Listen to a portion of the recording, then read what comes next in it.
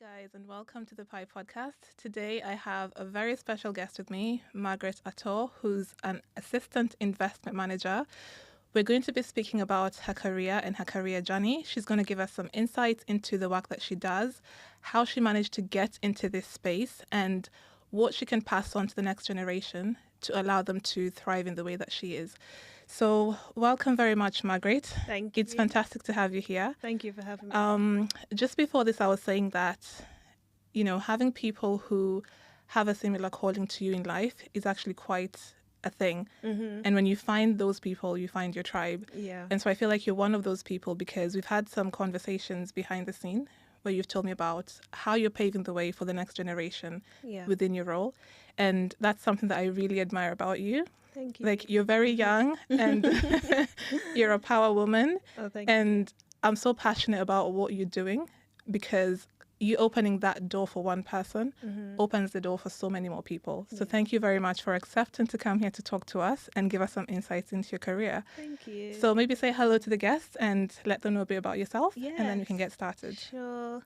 Hi, everyone. My name is Margaret, as Irene said, and I'm an assistant investment manager for an investment firm here in London. I've been with my company for the past 3 years, still learning a lot about the industry, the markets, but enjoying it so much so far. And and that's me to start off with, I guess. Amazing. So let's go back to your childhood. Where did this whole journey begin for you, and how did you get to the UK? How did I get here? It might be because we've got the Windrush generation that came in quite some time back, Yeah. and then we've got families like myself who immigrated because my mom came here for work. Yeah. And then we followed on. Okay. So what's your story? Well, actually, I didn't ask. Where are you from originally? I'm from Kenya. Oh, right. Okay. Yeah. Okay. Where are you from? So I'm from Ghana. Okay. Perfect. Yeah. So I was actually born here. So I guess going back to my parents, my grandma came here in the 1960s. She was probably one of a few who came from Ghana. She didn't come out of choice, really. It was more she needed to get out of Ghana. So she left Ghana with her husband and moved to the UK. And then she had my mum a few years later. So my mum was born in London. But my dad was born and raised in Ghana. And he moved to London in his 20s. So they met, had us, me and my siblings. I was born in London, raised in Manchester. My mum born and raised in London. So I've had a mix in terms of upbringing. My mum's still got some African tendencies and African culture in her, but she was raised in London. So it's a mix of British as well. And then my dad is just pure Ghanaian. So Okay, so that's interesting. So I feel like when they're describing the different generations of people in a specific or in any region, they talk about first generation, second generation. And I think for you, second generation, right? Yeah. Because they take the fact that one of your parents is first generation, which automatically makes you the second. Yeah. So if you're looking at your mom, then that would make you the third generation. Yeah. But because your dad is first generation, it makes you true. second. True. Yeah. Okay, so how was that growing up? Because like you said, you've got your mom who's got some British tendencies, and then your dad who's purely Ghanaian. Yeah. So how does that work in terms of discipline and values at home? Well, I think that my dad, because my dad is quite laid back, just in general. A bit like you? Yeah. How could you tell? Energy. He's very laid back. So he wasn't that strict on us growing up. There's obviously certain things like respect, of course, and how you greet your elders and how you are around family members and stuff like that. But on the whole, my dad wasn't that strict. My mum was actually more strict than my dad. Ooh. And I don't know if that was because she grew up with, my grandma's really strict as well. Okay. So I think that passed down to my mum. Yeah. And then it was watered down a bit, and then it passed down to us. But again, like as I said, it was mixed with her being born and raised in London as well. Yeah. So there's a bit of both in terms of how she brought us up and how she disciplined us. I personally don't remember getting beat, but my sister says that she did. I don't remember. Did you get put on a naughty step or something? No, not necessarily. So you were the well-behaved child. It was I was. Okay. And that's something I'm still tackling with. I think it's more of a perfectionist thing. I've always been like very much I have to be perfect. I don't know where it came from, but it's definitely followed me in my years growing up. So I would say, I tried my hardest in school, got top grades, tried to be as well behaved as I could in the house. Yeah. Whereas my sister growing up and my brother a little bit more laid back and not as strict with how they were. So they probably have different experiences to me. Yeah. But yeah, it was a mix of both African, Ghanaian, and British in terms of how they brought us up. Okay, amazing. And so when it came to education and thinking about your career, what are you going to do in the future? I know in my household, it was very much driven by the parents' guidance. And it was more of the parents observing what we were good at. Right. And yeah. so when the grades came out, I had a sister who wanted to be an aeronautical engineer, but then turns out she got into medicine Yeah. and absolutely loves that. Okay. And then I have a sister who wanted to get into literature, and then she went into studying law because that was sort of like guidance wise. Right. And so my sister, who sort of loved English and languages and literature, went into study law, and she absolutely adores it. I mean, Okay. both of them That's do. good. And that was sort of the pattern all the way through in terms of this is how we're observing their strengths, and that's how we're going to guide them. Yeah. Because it's a case of taking on fields that are going to put food on the table.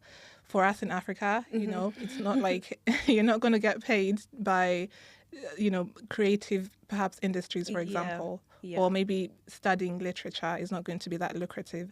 Maybe doing aeronautical engineering, the aerospace industry is not, I guess back then was not as evolved as it is today. So it's more of a practical perspective. So what did that look like for you? So I say that is definitely something that was passed down in terms of how strict like Ghanaians or Africans are with education. My dad was very much like, you have to get straight A's. You have to be the top of the class, XYZ. My mum the same, but not as harsh as my dad. Okay. But yeah, it's definitely a thing in our household. Like, you have to come with the A's and the A stars. But when it comes to my career path, so I studied law at uni. Okay. And when I think back, I don't actually know what pushed me into law, because I was good at maths in school. So it would have made sense for me to study like a maths related subject. Yeah. I don't know what pushed me into law. I don't remember my parents mentioning law. I don't remember anyone suggesting law. I don't know how I got there, but I ended up studying law in uni. I didn't even do anything law related in college. So I don't know where it came from, but yeah, so I ended up studying law. I do remember always being interested in crime and crime shows. Oh. So I don't know if that, like, I feel like at that age, you just had to pick something. Yeah. And I just picked what seemed the most interesting Okay. at the time. I did enjoy the degree, but I didn't want to work in law, which is why I shifted into finance, which is what I probably should have done in uni anyway. So at what point did you realize that you're not interested in law? Oh, maybe first year of uni. Yeah, it was very early on, because I remember like the second and third year of uni, I was hanging on by a thread. I just had to get this done. Oh, wow. And not even saying it, it was never an option for me to switch subjects. So I just I'd already started it, I had to finish it. And was that not a conversation that you had at university, whether, how are you settling into your course? Do you think it's the right thing for you? No, not that I remember. I don't remember having any of those conversations with anyone. Okay. It was more of just, I'm here, I've chosen this degree I need to complete, and my dad would not allow me to come home with anything less than a 2-1. So I had to just make sure I did the best I could and get those grades. Okay. So I like this because it's very interesting. Your dad is quite laid back. Your mum is a disciplinarian. But when it comes to education, your dad is more like, you need to get this right. Yeah, and I think that's probably to do with his upbringing. Okay. And coming to this country and having to work hard to make sure we had a roof over our heads. Make sure we had food on the table.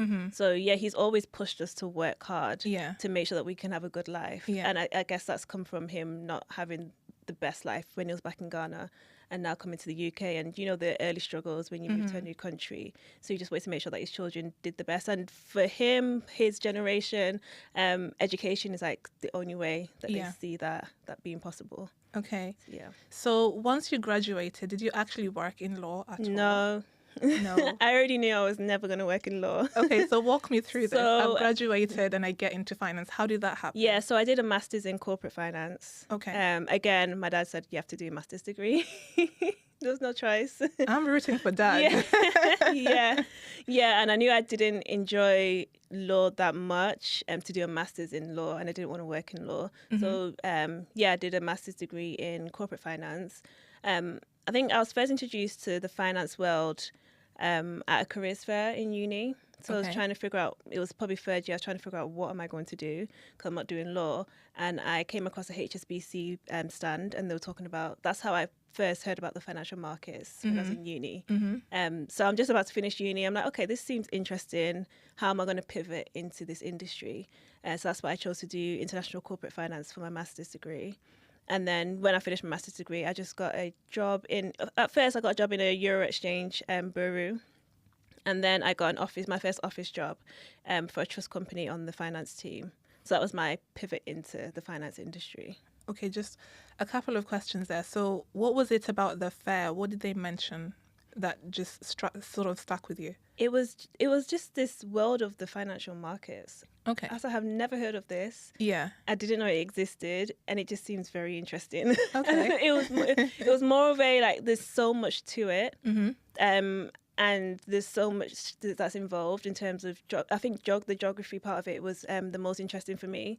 Just how there's so many different countries that can influence what's happening in the financial markets. And I don't know how this works, but I want to understand how it works. Okay. So that was the first thing that triggered my interest, is that the whole world is just, I could just see how big the world was. Yeah. So yeah, that's what first started this interest. That's great vision.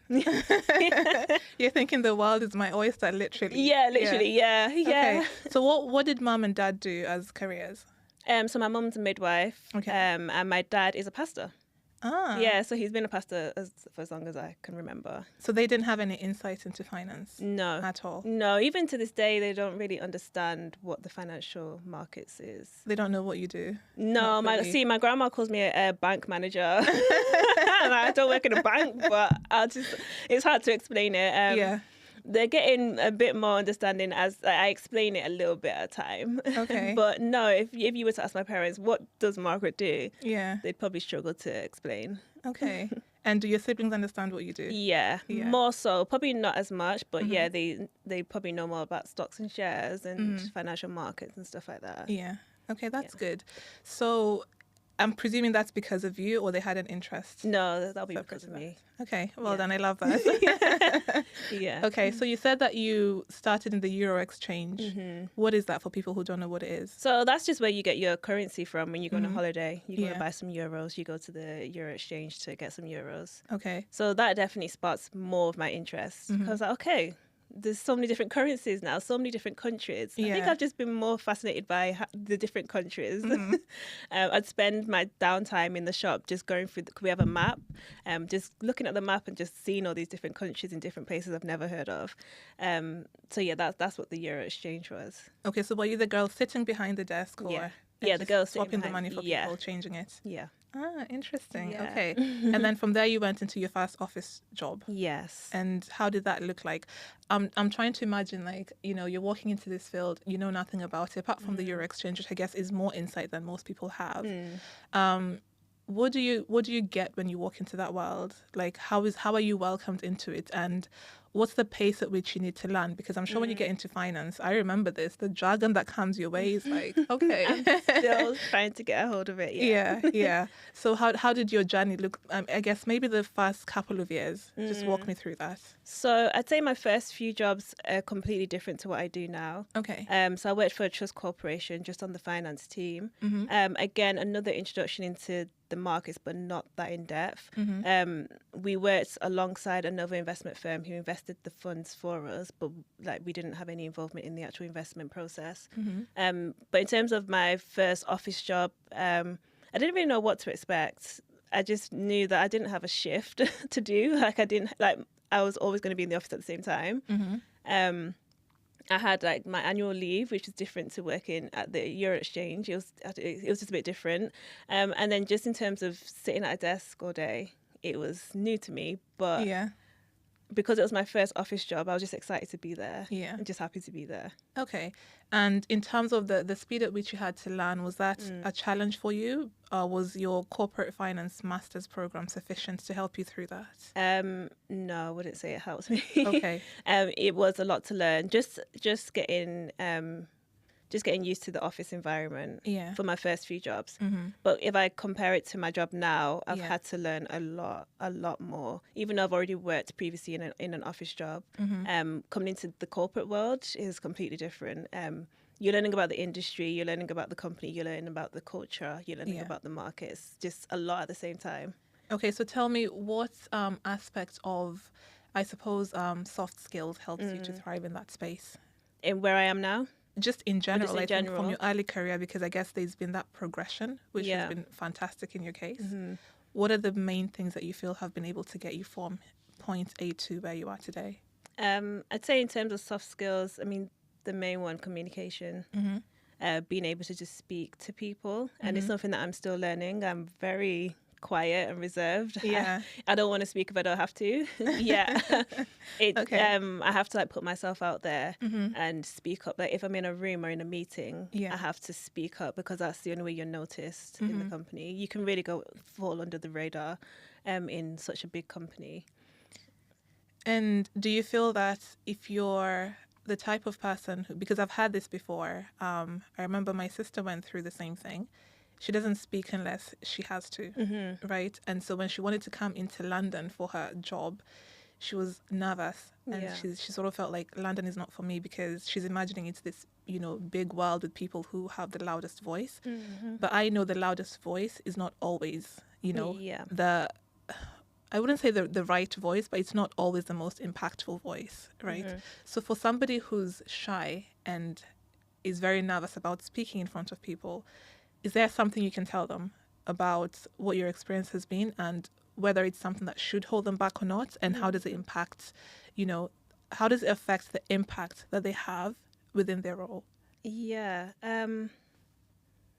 I'd say that I'm in the same boat. Naturally, I am very shy, very reserved, as I said. But the industry I work in requires me to speak and to speak confidently and boldly, especially when I'm talking to clients.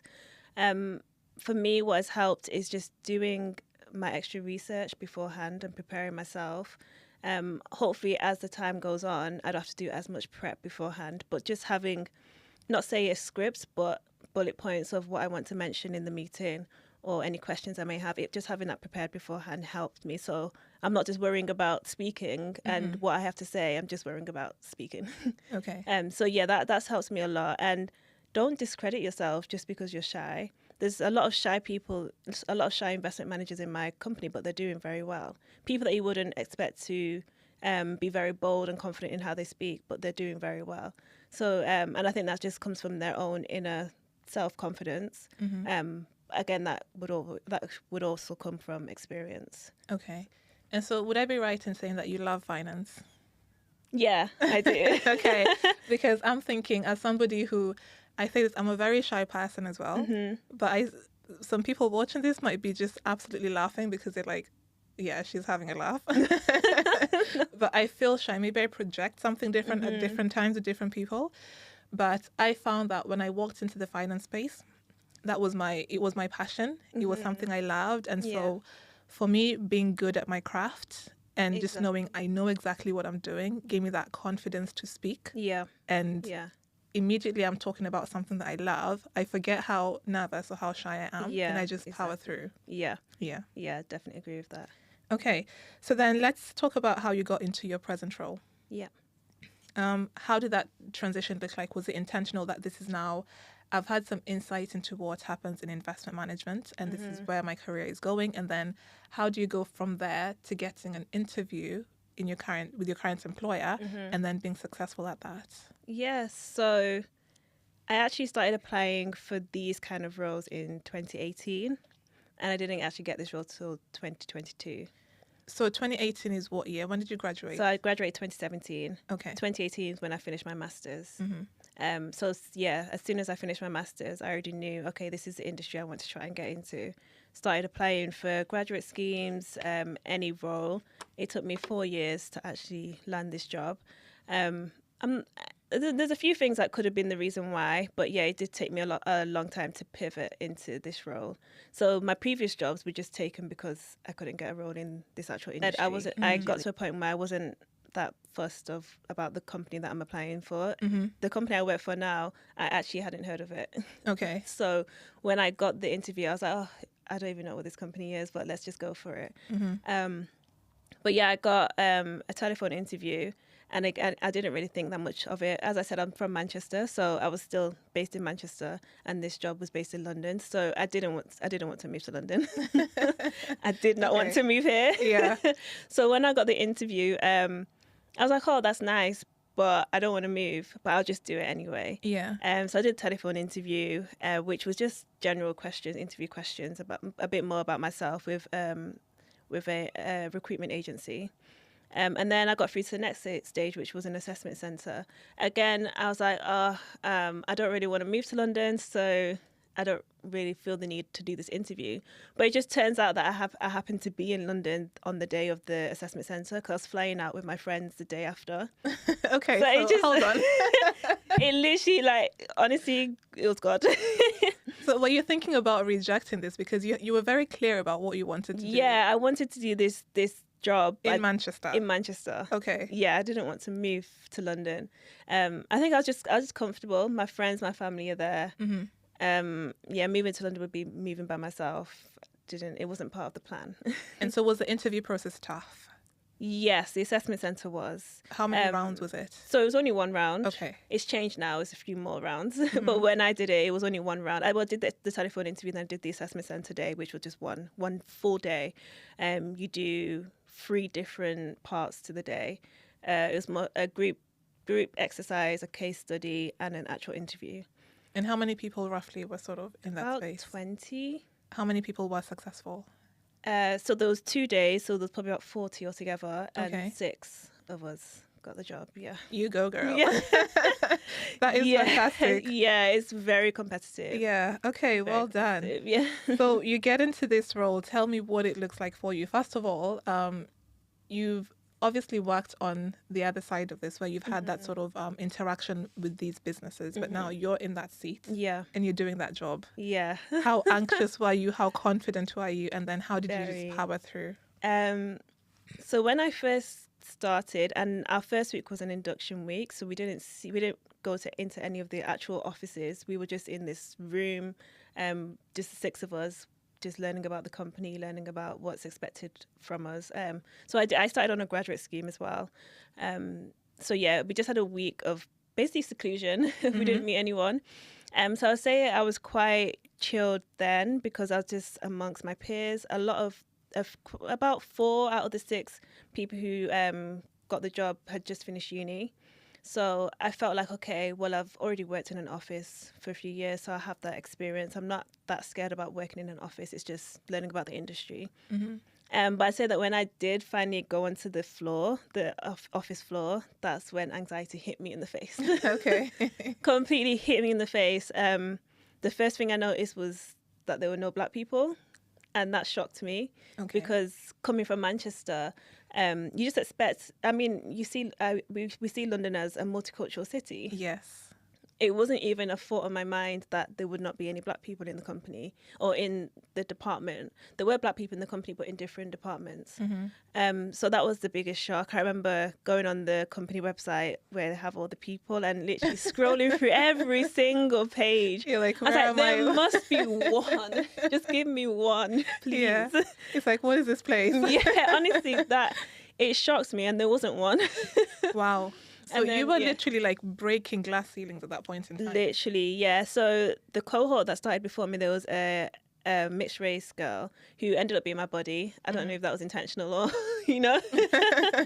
But I asked her, I said, where are all the Black people? She's like, oh, I'm the best you're going to get. And I was like, oh.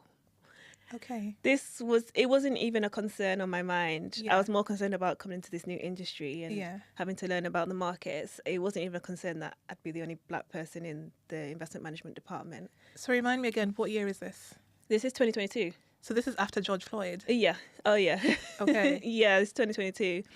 And this is the London office. Yeah. So yeah, I think that was the first shock to me. And immediately, imposter syndrome, I felt like, okay, I don't think I'm supposed to be here. I'd say in my first year of working, I probably wanted to quit about 3 or 4 times. mainly because I just felt so uncomfortable. I didn't want to go into the office. And when I was in the office, I didn't want to leave my desk. I didn't want people to see me because it was like, I can't hide that I'm black. Yeah. And I also can't hide that I'm the only black person here. Yeah. So yeah, I think that was probably the main thing that impacted my first year working there. Did you feel like you drew a lot of attention? In my mind, I did. I don't know if I Okay. actually did. Reality. But in my mind, I remember my first investment meeting that I went to. It was Yeah. a room full of about 15 people. And it was just white men. And I remember looking around. Not even a white woman, just No, white men. just white men. And I didn't even want to go. I never went to these meetings because I had a feeling that it would be that way. But my manager was like, I can't make it last minute. I can't make it. Can you go? And I remember just sitting at the table and looking around and being like, wow, like, this is scary. Yeah. That I'm not, even if I were to say something, I'm not going to say anything because I'm just the fear, the anxiety of what people are going to think. People are going to look at me and like, what's she doing here? Why is she speaking? Like, just having all these thoughts going around in my head that just made me be quiet the whole time. Was there a surprise at what is this girl doing here? So everything I want to say that it just felt that way. Yeah. I don't know if it was actually that way in reality. Yeah, well, that's a very good point because sometimes you can live inside your head. Exactly. And what's happening in there is different to reality. Yeah. So one thing I would say is that I haven't had, well, okay, I was going to say I haven't had any negative experiences to do with my race in my company. I have heard a few comments, but on the whole, I've not had any direct negative experiences in my company. Okay. So that's why I say that a lot of it was just in my head. I don't know if it was the same in reality. It could have been, but I can't really prove it. And that's the thing. It's something that's very difficult to prove. Yeah, it's very subtle. But then again, I also I think that it's a very interesting point to touch on because I think as Black people, we're not a monolith. Everyone has a different experience. Exactly. And so sometimes some people might have gone through a completely different experience to a different Black person, and communicating that between the two of you can be very difficult to say that actually I haven't experienced that while somebody else has. Yeah. And it makes me feel a bit uncomfortable sometimes because I think there's people who've had more of that and who've paved the way for people like us. So we probably haven't had to experience it to that extent. Yeah. And so I think it's important to say that the fact that you went through an experience and it wasn't clear to you whether it was in your head or it was real, doesn't discount the fact that some people go through that and they can definitely say for a fact this is what it was. Yeah. And it doesn't discount the fact that you couldn't identify whether it was you or it was a space. But as a whole, I feel that your experience was positive. Yeah. I would say, my experience has been positive. But yeah, it is very uncomfortable being in a space where you're the only one. Okay. So let's talk about a day in your role. What does that look like? And then actually, before we do that, let's just touch on the first time that you had to be the one who speaks in that type of a room. How did that feel like? Scary. And I think I can't really remember the first time I had to speak in a room, but I do remember that I felt like I was kind of forced to speak. Okay. I didn't really have a choice. I wasn't prepared for this. Yeah. But yeah, it's very nerve-wracking. You just feel like you're not going to say the right thing. You feel like you're going to prove to everyone that you're not supposed to be here, that you're not competent. I feel like I spent a lot of my first year trying to prove that I'm supposed to be here instead of like similar to my peers, instead of just getting on with the job and accepting that I've got this job, so let me work towards what's expected of me. Yeah. I'm doing that. And I'm also trying to prove that I'm supposed to be here as a Black woman. Yeah. So it's like you're tiring yourself out. I'll tell you, my first year, my first year, it wasn't the best experience. Yeah. I really did not want to be there anymore. Yeah. And it was quite sad for me because I realised I've worked for 4 years to try and get this job. I've got it. And now I want to leave. Yeah. So. I'm glad that you stayed in there. You sort of hanging there and stayed in. No, honestly, I'm so grateful because now I can show up to a meeting, I can talk, regardless of whether someone says anything or looks at me in a way. I'm more confident in who I am and in my knowledge and my experience. Yeah. So I'm glad that I powered through. Yeah. So I'm definitely a strong believer in competence and people being capable of doing their roles. Yeah. And I feel that having been there for 4 years, it just shows that, this girl is good at what she does because when it comes to handling people's money, it's very sensitive. And I would be the first one to say, if someone's not performing well, you need to rethink that. It's probably because, not that they're a terrible, employee, or they're not smart or intelligent. I think they might be in the wrong role. So maybe rethink that and have people in positions where they're thriving. Yeah. And so I think for you, the fact that you've been there for 4 years is, the fact that you're an ethnic minority. But in addition to that, you're extremely competent is what makes sure that you're successful in your career. Yeah. So for somebody watching this today, thinking, a young person, I want to be Margaret in like a couple of years. Maybe they're in university, or maybe someone who's still perhaps in like year 12 and thinking, I don't know, I'm about to go into my A-levels, college. I don't know what subjects to look into. And this is a career path they might be interested in. What would you advise them to do? I'd say definitely make sure it's something that you're interested in. Like, do your research into the financial markets, into the industry, because as you said, it's a job where you have to be competent. You have to know what you're doing. Yeah. You have to have the knowledge. And if you don't have the knowledge, you need to find the knowledge, because you're dealing with people's money. And it's a very sensitive area of everyone's life, as you would expect. So I say that if it is an industry that you're interested in, just do your research into what it entails. See if you can speak to people, if you can reach out to people who already work in the industry, just to get more of an insight of what it actually involves. And then if you decide that, yes, this is what I want to do, then just, for me, I wish that when I realized that I wanted to work in this industry, I wish I just kept track of everything, like what's happening in the news, what's happening in the markets. I only started doing that when I actually got the job. So it took me a while to get used to. There's so much information out there that you get so overwhelmed. Whereas over time, you learn to know what to pick and what to focus on and what to read and what to ignore. So I wish I did that years prior to getting this job. So I definitely say start that habit now of just keeping on top of what's happening. What does it mean? How is it going to impact the markets? How is it going to impact a stock, for example? Okay. And so for them to know, for that person to know whether or not they really want to be in this industry, really know if they have a passion for it, just give them an insight into what your day-to-day looks like. Yes. Yeah. So no, as I feel like a lot of people say this, but no day is the same. I'd say like, in general, my day consists of client management and portfolio management. Okay. So on the client management side, it will either be like going to client meetings. So clients either coming into the office or maybe going out for lunch or going to visit them at their house. That's just a general catch up. We have to do like suitability catch up, and we just run through their portfolio, what's performed well, what hasn't performed well, market news, what's happening right now. So that'll be a standard client meeting. And then answering client queries. We get a lot of client queries throughout the day. So just answering that in a timely manner, and providing them with whatever information they need. Like, we need to make sure they have the best experience because we're managing their money. So that's on the client management side. And then on the portfolio management side, when I come in, I check. I get into the office at 7. It's very early. Very early. Okay. Very early. Not everyone does that though. That's just my team. That's you being a very disciplined person from way back in the day. And that's just flown through. Yeah, thankfully. But yeah, like, I don't want to scare anyone. Like, a lot of people in my office get in at like 8:30.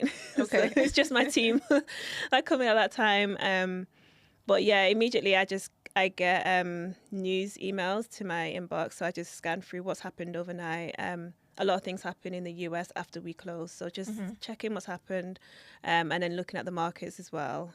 Seeing that'll be when the UK market opens at 8:00. So just seeing how things have opened, and then we implement that in our portfolios. So rebalancing portfolios, checking if something has performed terribly in a portfolio and making adjustments, and just going through. We have hundreds of portfolios, so it's just there's always a portfolio to look at and just analyze. So is that a lot of data analysis there as well? Yes. Yeah. So not to the extreme. Okay. It's more to do with taking the knowledge that you've got and implementing that in the portfolio. So are you thinking about the trades in terms of this is, the market has reported this, so maybe we need to, and for those people who don't know what rebalancing a portfolio is, it's, I guess, essentially trying to make sure that whatever the client wants in terms of the quantity of equities versus bonds versus cash versus everything else is sort of at the right level.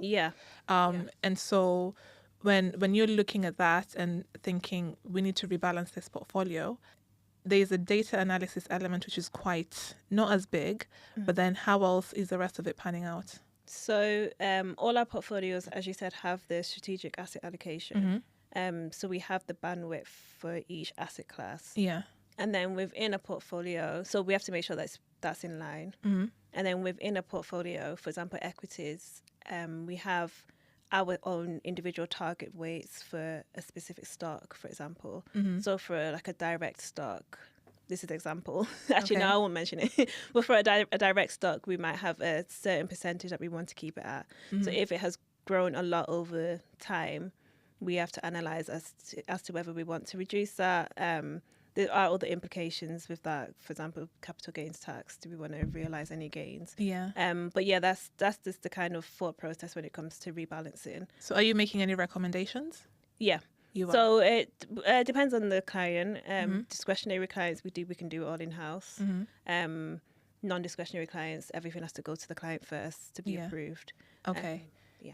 All right. So you've talked about market news. You need to make sure you're in there with it. What are some of the maybe websites that the people watching this can go and look into? I think some of them are charged. So in corporate, you've got the licenses to a lot are charged. That. Are there any that are free that you might know of that they could begin to look into?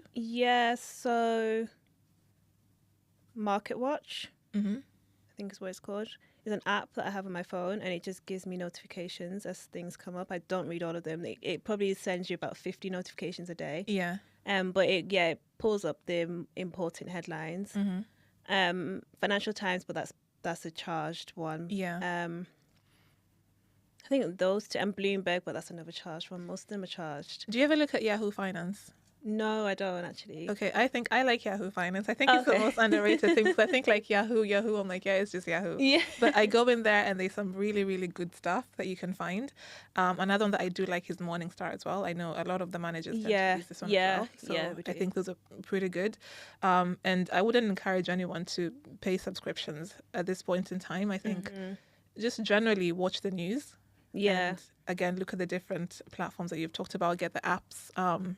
And then wake up and make sure that you're up and reading stuff by 7. Not necessarily by 7, but I'm going to pick that one out because I'm a bit like, today I'll wake up and I'll start by 7, tomorrow maybe 8 o'clock. So I think that discipline is good. Okay, so that's fantastic hearing about what your day-to-day involves. And your industry is actually quite high stress. How do you cope with that to make sure that you're performing at your best? Mentally, you're present and, you're managing the stress quite well. So, I mean, the first point, high stress. How do I manage it?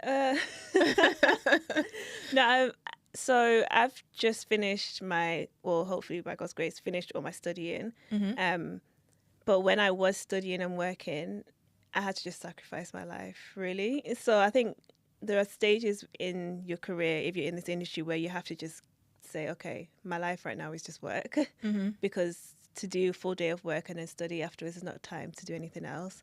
But now that I'm on the other side of that and I have a bit more time managing my stress, I try to leave before 6. Okay.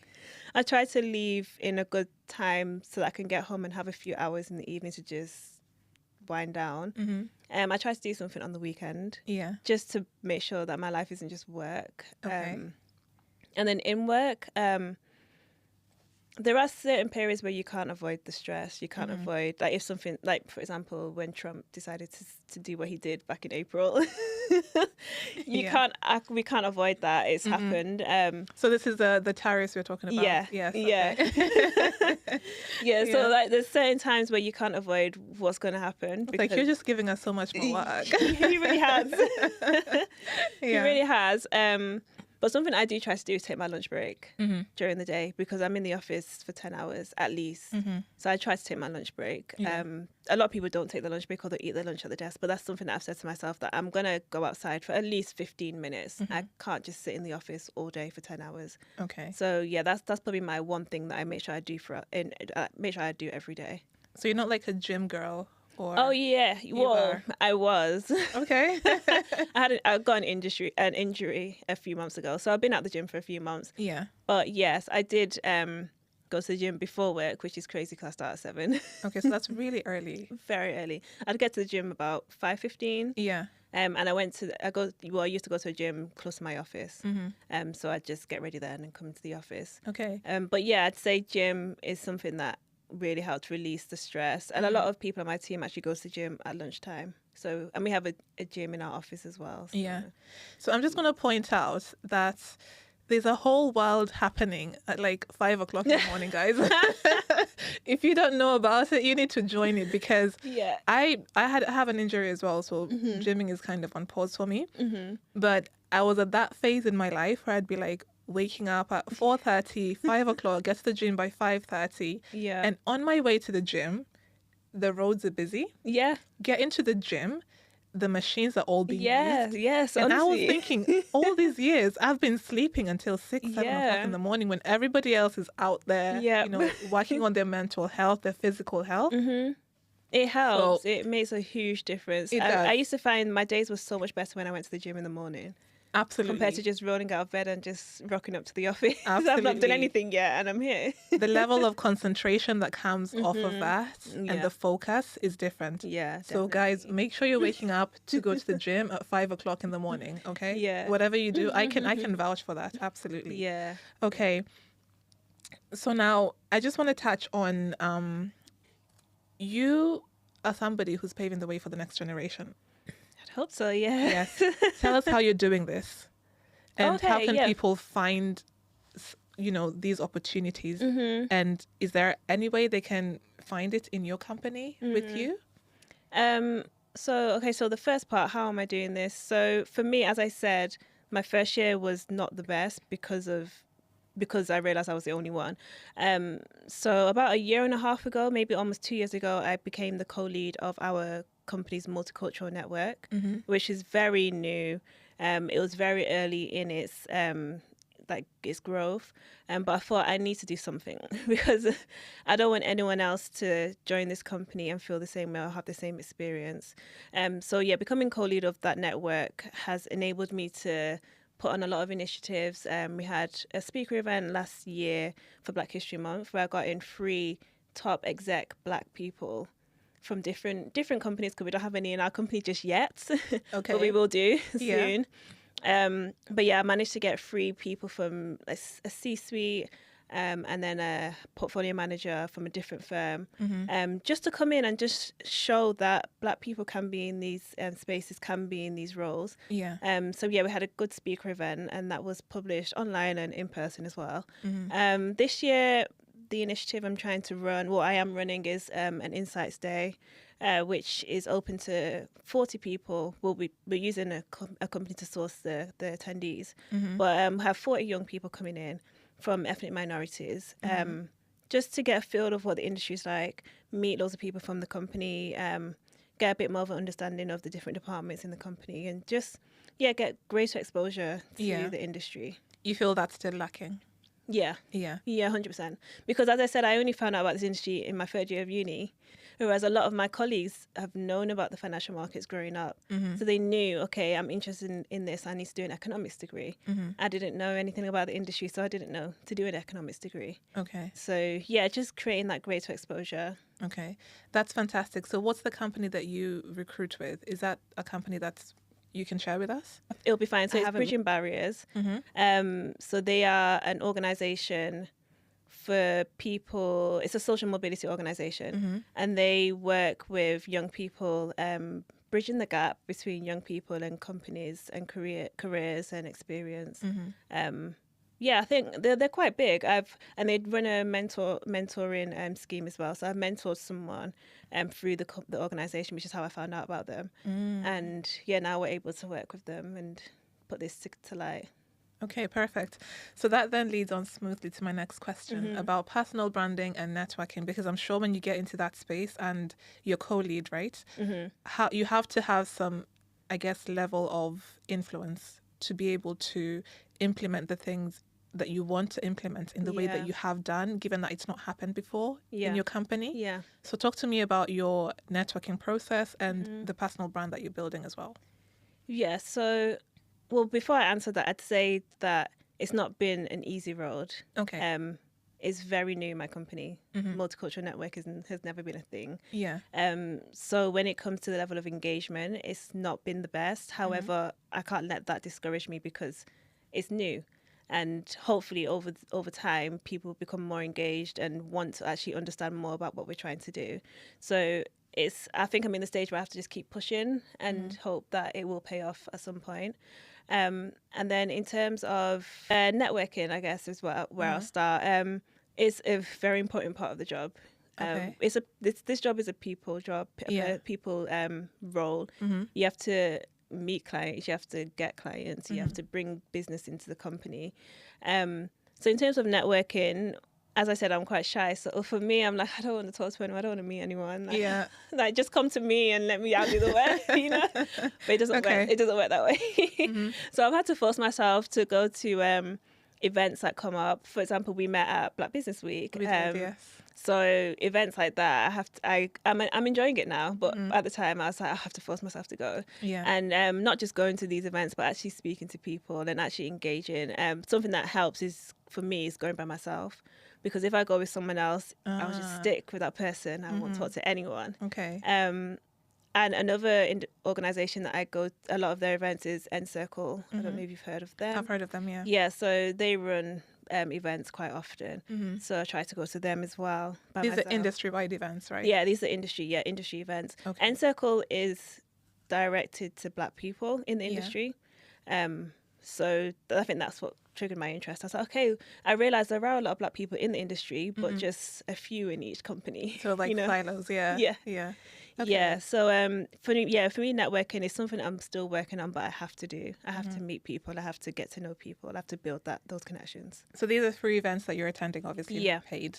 Yeah. Well, Black Business Week's paid. I kind of snuck in there because my company was hosting a stall, so I got it for free. But I think for students, they actually have sort of free tickets. Yeah, they do actually. They do. But professionals, we have to pay for it. Yeah. Okay. Yeah, cool. But I think it's worth paying to be in the room. Yeah. It's worth paying to have your face seen. It's worth paying to meet people. Yes, it's an investment in what you're doing. Yeah. Really. So when you're networking, how do you find, like, what's the easiest sort of like icebreaker conversation starter? What do you do? What do you do? There's so many different roles in finance. Yeah. Even if we're at a finance event, everyone could be doing something completely different. So yeah, what do you do? Where do you work? How long have you worked in the industry for? Yeah. How are you finding it? They're like my first few questions, and then we just see where it goes. Okay, because people love to talk about themselves as well. So that's helpful. Well, I try to just get that person to do more of the talking. Yeah, ask more questions. I'm not a talkative person, you know? So I'm very good at listening. Okay, and so your personal brand is? My personal brand? Yeah. What do you mean in terms of... If I was to say, okay, this is Margaret, and Margaret is sort of somebody who is identified with this specific thing, what would you want that to be? I'd say my personal brand would be empowering women. I was going to say Black women, but I think just women as a whole for me is something I'm very passionate about, as well as people from ethnic minorities. Okay. Yeah, empowering women and just helping women understand that they can actually do this. Yeah. Like as I mentioned earlier, we get so bogged down in our heads and so tied down to these negative thoughts that it just stops us from doing what we can do. So yeah, I'd say a huge passion of mine is helping women break free from that. Yeah.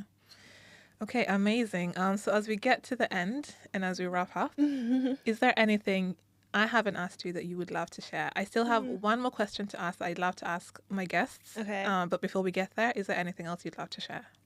I'd say it kind of ties to what we've spoken about previously, but I'd say to do with being the only one in the room, to even if it feels my advice would be that even if it feels uncomfortable, just do it anyway. And I know that sounds very cliche, but I've realized that the more I do it, the easier it becomes. And if I fell at the first hurdle of thinking, oh my gosh, like I'm the only one here, I shouldn't be here, let me leave, I wouldn't be where I am today, where I'm able to encourage people and help to empower people who are in the same role. And then I'd also say, hold the door open. Especially if you've been able to go through it and get to a good place in your career where you're feeling more comfortable, there are still people coming behind you who will probably have the same experiences. So for me, being able to mentor someone, a Black woman who started at a different company but in the same industry, and realizing that she was having the exact same experiences that I had when I first joined, and just being able to create a space for her to share that, an ear for her to speak to, some helping her know that I understand what she's talking about because I experienced the same thing. Yeah. So just giving back. It doesn't take that much. It doesn't have to take a lot of your time. But giving back and holding the door open for the people coming and just making it a bit easier for them. Yeah. Yeah. So I love that because you've also pointed out that you're a mentor, and I'm sure mentorship is something that works really well for people across their careers, mentors or sponsors. And I think, for any lucky person out there who gets you as a mentor, this is somebody who can actually open the door for you or be a sponsor for you. Just be that person who, it doesn't matter whether or not you're in the room. This is somebody who's sort of paving the way for you and making sure that your people are aware of you when you're not there, and just putting your name out there for different opportunities. Yeah. So guys, definitely get into mentorship. Yes. I think it's fantastic. Yeah. Do you have a mentor? Yeah, I do. In my workplace, I do. Yeah. I am looking for a mentor outside of my workplace as well. Okay. But yeah, I have one. Okay. Now. So anybody looking to mentor Margaret? Margaret? My gosh, yes, please. The fantastic Yes, Margaret. Yes. I think definitely reach out to her on LinkedIn or just drop us a comment. We'll see if she's interested as well. Yeah. Because you have to be really good to mentor her, okay? Yeah. But no, I'd love that for you. Okay, so just wrapping up. So I started this channel off of personal finance. So tell me, what's your story been? And because I know we are culprits, people in asset management and banking, you think we all have our finances sorted out. I'm still trying to figure it out myself. It's funny though, because I find that a lot of my colleagues were like, but when you ask them, oh, what are you doing for yourself? We're like, oh yeah, I forgot about me. I need to, like we're so focused on the job and working with the clients. So like, we need to get our own as well. Okay. But yeah, sorry, what was the question? The question is, so your financial literacy journey, like, are you somebody who looks into your pensions? Do you invest in your pension? Do you maximize your pension, first of all? No. Okay. Do you budget? I do. Okay. I have a spreadsheet, yeah. Do you invest in share options with your company? Yes. Okay, perfect. Yes. All the right things. Yes. And are you somebody who is potentially interested in having your own ISA or I have my accounts? You do have those. Yes. Okay, so doing all the right things. Yes, as of recent though. Okay.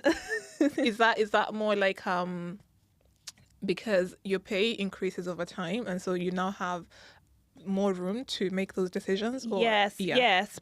But I would say that shouldn't be what stops me earlier. I do wish, I guess my advice, I do wish that I started earlier, like in my 2021. Yeah. I'm 30 now, so I probably started all of this at 28. But when I was that young, I thought I don't have enough money to put aside. But what I've realized that even if it's just £10 a month, £50 a month, it's going to build up over time, and it doesn't stop you from being able to put a larger amount in later on in life. But for now, this is what I have. I wish I did start putting it aside from early and not saying I need to wait until I earn more before I can start investing in a stocks and shares ISA. Okay. So yeah, that was probably the mistake I made financially for myself. Yeah. Okay. Well, you've heard it from Margaret, guys. So thank you so much for joining us today. It's been an absolute pleasure. Yeah. And if anybody would like to get in contact with Margaret, you can just put a comment in the comment section. Again, there's people like Margaret who are very open to sharing into teaching. So again, like she said, you can reach out on LinkedIn.